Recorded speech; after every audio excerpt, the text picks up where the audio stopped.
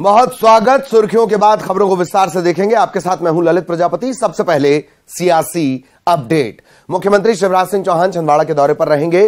कमलनाथ के गढ़ के तौर पर जाना जाता है छिंदवाड़ा। शिवराज सिंह चौहान यहां से हुंकार भरेंगे। सौसर में हनुमान लोक का भूमि पूजन करेंगे। इसके अलावा रोड शो का भी कार्यक्रम है। कांग्रेस के गढ़ में सेंध लगाने की कोशिश के तौर पर इसे देखा जा रहा है। इसके अलावा राज्य स्तरीय रोजगार दिवस का कार्यक्रम भी आज है। छिंदवाड़ा में ही राज्य स्तरीय रोजगार दिवस कार्यक्रम होना है। युवाओं को स्वरोजगार की सौगात मिलेगी। मुख्यमंत्री शिवराज सिंह चौहान खुद स्वीकृति पत्र देंगे। प्रदेश भर के सभी जिले से वर्चुअली हितग्राही इससे जुड़ेंगे। बैतूल के दौरे पर भी सीएम शिवराज रहेंगे। काली चौक से सरदी रोड तक जनदर्शन करेंगे। सतपुड़ा ताप विद्युत गृह की नवीन इकाई का भूमि पूजन करेंगे। मोर डोंगरी में लोगों से संवाद भी करेंगे।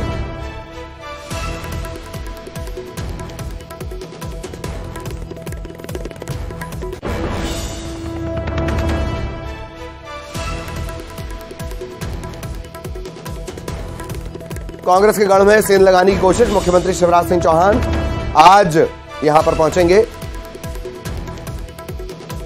छिंदवाड़ा की पूरी सियासत कमलनाथ के इर्द गिर्द।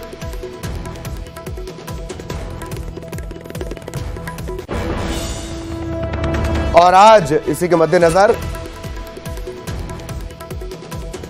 मुख्यमंत्री शिवराज सिंह चौहान खुद छिंदवाड़ा पहुंचेंगे। सौसर में हनुमान लोक का भूमि पूजन, रोड शो भी होना है। राज्य स्तरीय रोजगार दिवस का कार्यक्रम छिंदवाड़ा में होना है। सभी जिले से जो हितग्राही हैं वो वर्चुअली जुड़ेंगे। बैतूल के दौरे पर भी मुख्यमंत्री शिवराज सिंह चौहान रहेंगे। काली चौक से सरदी रोड तक जनदर्शन। सतपुड़ा ताप विद्युत गृह की नवीन इकाई का भूमि पूजन। मोर डोंगरी में लोगों से संवाद। सहयोगी वासु इस वक्त हमारे साथ जुड़े हुए हैं। सीधा आपको वासु के पास लिए चलेंगे। वासु लगातार फोन के जरिए अपडेट इस वक्त देख रहे हैं। वासु के पास आपको लिए चलेंगे, उनसे और ज्यादा जानकारी लेंगे।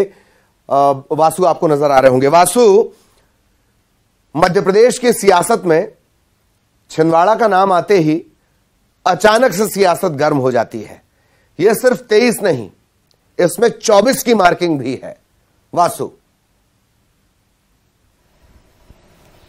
निश्चित तौर पर ललित जी, देखिए मध्य प्रदेश में चुनाव अब बेहद नजदीक हैं और यही वजह है कि बीजेपी और कांग्रेस के तमाम बड़े नेता लगातार जिलों के दौरे पर, विधानसभाओं के दौरे पर डटे हुए। लेकिन आज का दिन अपने आप में काफी खास है क्योंकि मध्य प्रदेश के पूर्व मुख्यमंत्री कमलनाथ का गढ़ छिंदवाड़ा और मध्य प्रदेश के मुख्यमंत्री शिवराज सिंह चौहान जो बीजेपी के इस समय सबसे बड़े फेस के तौर पर नजर आ रहे हैं और माना भी जा रहा है कि आगे आने वाला चुनाव जो है उन्हीं के नेतृत्व में बीजेपी लड़ती हुई मध्य प्रदेश में दिखाई दे रही है। आज कमलनाथ के गढ़ में है मुख्यमंत्री शिवराज सिंह चौहान और वहां पर राज्य स्तरीय रोजगार सम्मेलन में शामिल होंगे। रोजगार एक ऐसा विषय है जिसको लेकर सबसे ज्यादा खींचतान देखी गई है बीजेपी और कांग्रेस के बीच और मुख्यमंत्री शिवराज सिंह चौहान और पूर्व सीएम कमलनाथ के बीच भी। तो वहां पर आज राज्य स्तरीय रोजगार समारोह का आयोजन होना है। बीजेपी का दावा है कि लाखों लोगों को, लाखों युवाओं को सीधे तौर पर स्वरोजगार और रोजगार से कनेक्ट करने का काम किया जाएगा। मुख्यमंत्री शिवराज सिंह चौहान लगातार ये बात कर रहे हैं कि हम लोग अभियान चलाकर लाखों नौकरियां जो हैं वो सरकारी क्षेत्र में और प्राइवेट क्षेत्र में देने का काम कर रहे हैं। इसके अलावा सबसे फ्लैगशिप योजना जो इस चुनावी साल में नजर आई है वो है लाडली बहना योजना और लाडली बहना योजना को लेकर भी मध्य प्रदेश में जमकर सियासत हुई है और आज महिला सम्मेलन में भी मुख्यमंत्री शिवराज सिंह चौहान वहां पर शामिल होने वाले हैं। तो जाहिर तौर पर इसकी बात भी होगी, लाडली लक्ष्मी की बात भी होगी और करोड़ों के कार्यों की, विकास कार्यों की सौगात भी देते हुए मुख्यमंत्री शिवराज सिंह चौहान नजर आएंगे। एक तरफ छिंदवाड़ा को मॉडल के तौर पर कांग्रेस पूरे प्रदेश में ही नहीं बल्कि देश में प्रेजेंट करती है, तो वहीं आज सीएम शिवराज सिंह चौहान छिंदवाड़ा में जाकर बताएंगे कि बीजेपी ने उनके लिए किस तरीके से काम किया, छिंदवाड़ा के इंफ्रास्ट्रक्चर डेवलपमेंट के लिए काम किया, छिंदवाड़ा के विकास के लिए काम किया। तो ये दौरा बेहद महत्वपूर्ण हो जाता है और छिंदवाड़ा में एक प्रसिद्ध तीर्थ स्थल कहें हनुमान जी का मंदिर है जाम सावली जो पूरे देश में मशहूर है और देश भर से श्रद्धालु यहां पर पहुंचते हैं। उसका जाम सावली में लोक निर्माण के लिए भी मुख्यमंत्री शिवराज सिंह चौहान आज शिलान्यास वहां पर कर सकते हैं, राशि जो है वो जारी कर सकते हैं। तो इस लिहाज से देखा जाए तो आज छिंदवाड़ा का जो दौरा है मुख्यमंत्री का वो काफी महत्वपूर्ण हो जाता है और उसके बाद सीएम शिवराज सिंह चौहान बैतूल भी आज जाने वाले हैं जो छिंदवाड़ा से लगा हुआ जिला है और वहां पर भी इस तरीके के तमाम जो कार्यक्रम है वो होंगे। जी चलिए, बहुत बहुत धन्यवाद वासु इस तमाम जानकारी के लिए। आप लगातार हमारे साथ बने रहे। वासु के पास हम एक बार फिर आपको लिए चलेंगे, लेकिन इस वक्त रायपुर से बड़ी खबर आपको बता दें। रायपुर पहुंची हुई है चुनाव आयोग की टीम। चुनाव की तैयारियों की समीक्षा ये टीम करेगी। जिले के एसपी और कलेक्टरों के साथ आज बैठक होनी है। राजनीतिक दलों के प्रतिनिधियों के साथ भी चर्चा होगी।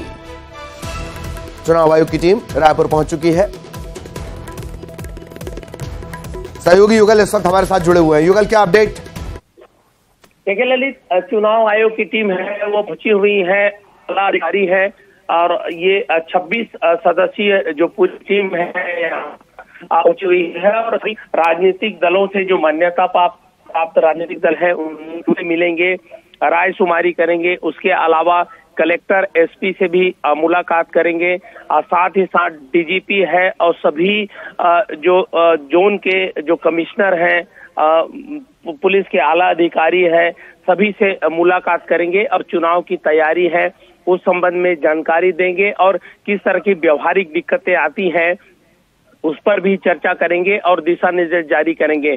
साथ ही साथ केंद्रीय जांच एजेंसी है, उसके अलावा जो राज्य सरकार की जो जांच एजेंसियां हैं उससे पृथक से बैठक करेंगी, क्योंकि चुनाव के समय अमूमन ललित देखा जाता है कि धन बल का प्रयोग है वो होता है और उसकी शिकायतें आती है, तो उसको लेकर के भी दिशा निर्देश जारी करेंगे और उन्हें इंस्ट्रक्शन देंगे कि किस तरह की कार्यवाही करनी है। अब विधानसभा का चुनाव नजदीक है और ऐसे में निर्वाचन आयोग है, निर्वाचन पदाधिकारी है, तमाम लोग हैं वो पूरी तरह से तैयारी कर चुके हैं और फिलहाल उसी दिशा में बैठक है वो आहूत की जाएगी। जी ललित, चलिए, बहुत बहुत धन्यवाद युगल इस तमाम जानकारी के लिए। सहयोगी युगल विस्तार से जानकारी दे रहे थे। और अब बात सियासत की। एक अनार 100 बीमार। रायपुर से बड़ी खबर।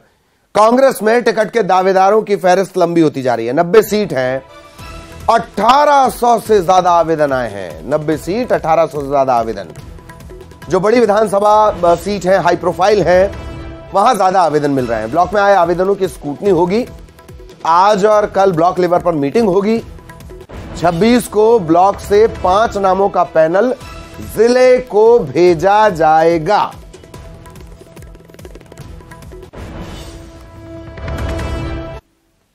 सियासत के बाद स्वास्थ्य से जुड़ा बड़ा अपडेट। रायपुर से बड़ी खबर। स्वास्थ्य कर्मचारियों का आंदोलन तेज।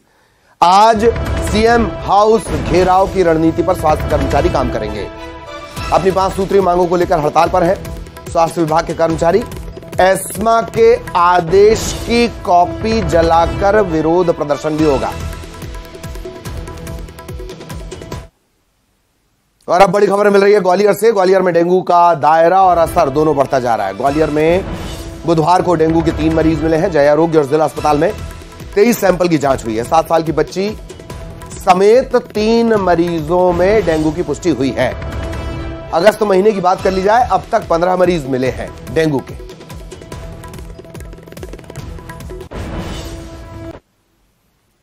इधर दुर्ग में भी डेंगू डरावने स्तर पर पहुंच गया है। लगातार डेंगू का कहर जारी है। दुर्ग जिले में फिर डेंगू के मरीज मिले हैं। भिलाई में डेंगू के 6 नए मरीज, सेक्टर 2 में 4 और सेक्टर 4 में 2 मरीज मिले हैं। जिले में डेंगू पीड़ितों की संख्या बढ़कर 107, 18 का अस्पताल में चल रहा इलाज।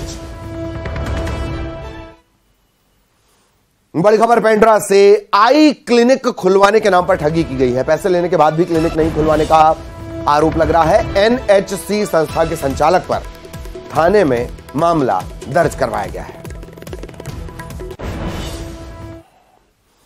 ग्वालियर से बड़ी खबर। महिला के पेट से डॉक्टर ने निकाला 4 किलो का ट्यूमर। ऑपरेशन के जरिए 4 किलो का ट्यूमर निकाला गया है। कमला राजा सरकारी अस्पताल में डॉक्टर्स की टीम ने इसे निकाला। 10 साल से ये महिला 1-2 साल नहीं, 10 साल से पेट दर्द से पीड़ित थी। इस महिला के पेट में यह ट्यूमर था जिसे निकाल लिया गया। इंदौर फिर दे रहा है बड़ी खुशखबरी। स्वच्छ वायु सर्वेक्षण में इंदौर ने परचम लहराया। 10 लाख से ज्यादा आबादी वाले शहरों की श्रेणी में इंदौर अव्वल आया है। केंद्रीय प्रदूषण नियंत्रण बोर्ड ने स्वच्छ वायु सर्वेक्षण 2023 में इंदौर को अव्वल यानी फर्स्ट यानी प्रथम घोषित किया है। मार्क्स देखिए, 200 में से 187 अंक के साथ इंदौर पहले नंबर पर, आगरा दूसरे, भोपाल 5वें पर है। एयर क्वालिटी इंडेक्स में भी इंदौर अव्वल।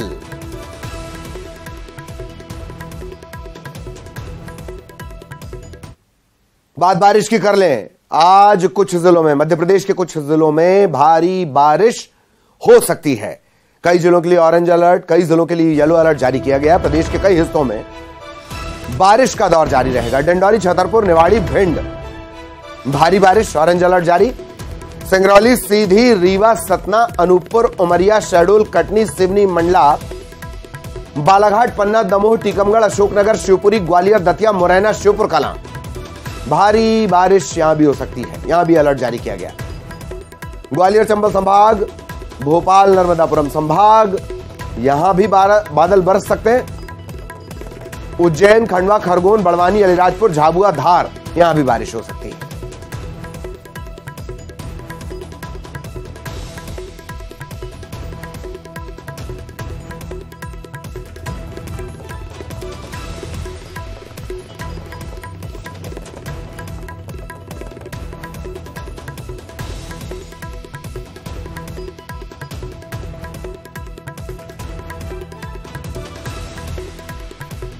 बारिश को लेकर यह अलर्ट जारी किया गया है। कमोबेश प्रदेश के ज्यादातर जिलों में बारिश को लेकर अलर्ट जारी किया गया है। वासु हमारे सहयोगी लगातार हमारे साथ बने हुए हैं। एक बार फिर वासु के पास आपको लिए चलेंगे।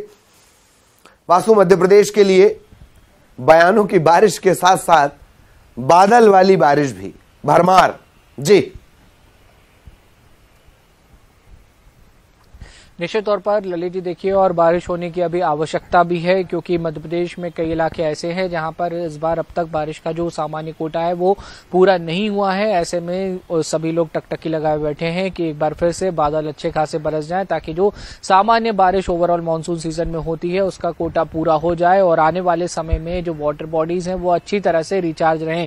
देखिए, मध्य प्रदेश की जो मुख्य नदियां हैं, नर्मदा, ताप्ती की बात करें तो इनमें तो अच्छा खासा पानी है और कई बार बांधों के गेट जो है वो खुल चुके हैं। लेकिन अगर दूसरे इलाकों की बात करें तो वहां पर अभी इतनी बारिश नहीं हुई है, और बारिश अच्छी होना बेहद जरूरी होती है, क्योंकि ये पानी पूरे साल भर पीने के काम भी आता है और इरिगेशन के काम भी आता है। इसके अलावा बिजली बनने के लिए भी बेहद ज्यादा आवश्यकता पानी की पड़ती है। राजधानी भोपाल की ही अगर बात कर ले तो जब पिछले सीजन में जुलाई तक जो बारिश हो गई थी, और कई दफा हमने देखा था कि भोपाल का जो कोलार डैम है, कलियासोत डैम है, कैरवा डैम है, इन सभी डैमों के जो गेट हैं वो कई बार खुल गए थे। लेकिन इस बार अब तक ऐसी स्थिति नहीं बनी है। बड़ा तालाब अब तक फुल टैंक लेवल पर नहीं पहुंचा है। तो ऐसे में कहीं ना कहीं राजधानी वासी भी ये उम्मीद लगाए बैठे हैं कि जाते जाते मानसून अच्छा बरस जाए, ताकि आने वाले समय में बारिश जो पानी की उपलब्धता है वो पर्याप्त मात्रा में हो सके। हालांकि मौसम विभाग ने जो अलर्ट जारी किया है उससे ये अनुमान है कि जहां पर बादल अब तक रूठे हुए थे वहां अब जमकर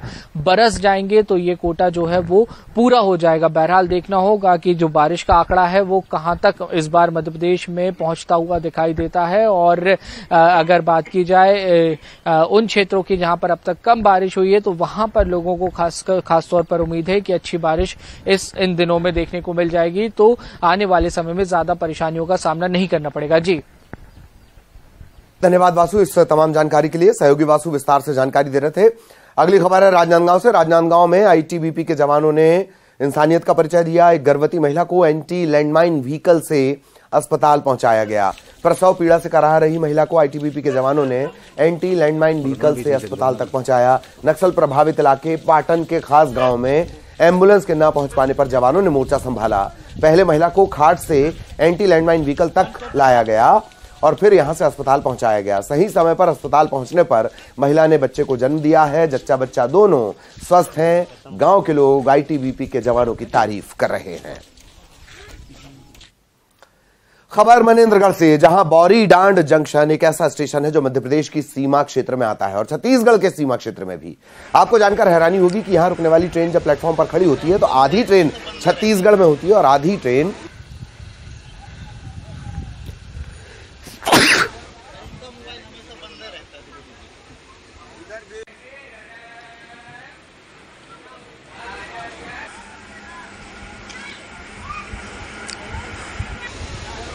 मोबाइल हमेशा बंद रहता है।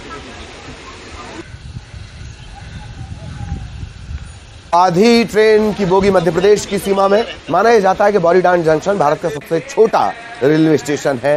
एक ट्रेन 2 राज्यों में खड़ी होती है।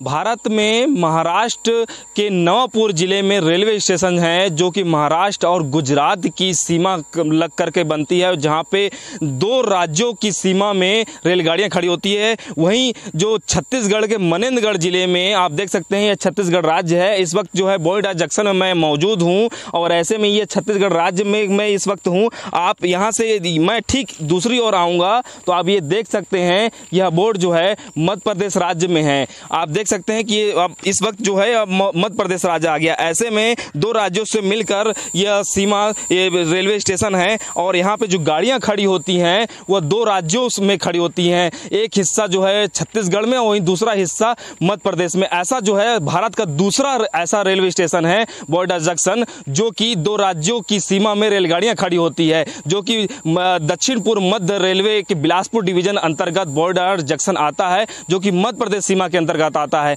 वहीं ये दूसरी ओर जो है ये छत्तीसगढ़ सीमा के अंतर्गत आता है। यह भारत का दूसरा ऐसा जो है रेलवे स्टेशन है जो 2 राज्यों की सीमा में रेलगाड़ियां खड़ी होती है। सुजीत शाह, न्यूज 18 छत्तीसगढ़। और अब चंद्रयान से जुड़ा बड़ा अपडेट। चंद्रयान 3 से प्रज्ञान रोवर निकल गया है। विक्रम लैंडर के अंदर से प्रज्ञान बाहर आया है। चंद्रमा की सतह पर प्रज्ञान है और अब चांद की सतह पर घूमकर प्रज्ञान अलग अलग प्रयोग करेगा। चंद्रयान 3 ब्रेकिंग। इस वक्त प्रज्ञान अब एक्सपेरिमेंट करने के लिए, जानकारियां देने के लिए पूरी तरह तैयार है।